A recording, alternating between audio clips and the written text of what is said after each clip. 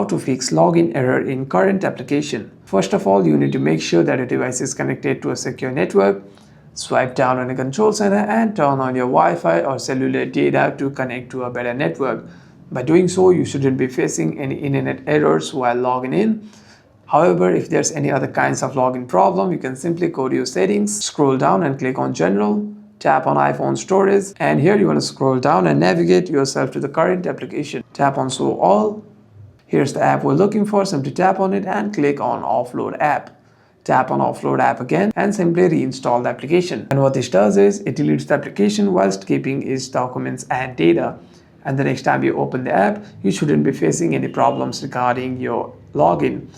However, if you are still not able to log into your account, you can simply restart your device once and open the app again. Hope this video was helpful, and if you have any further questions, make sure to leave a comment down below.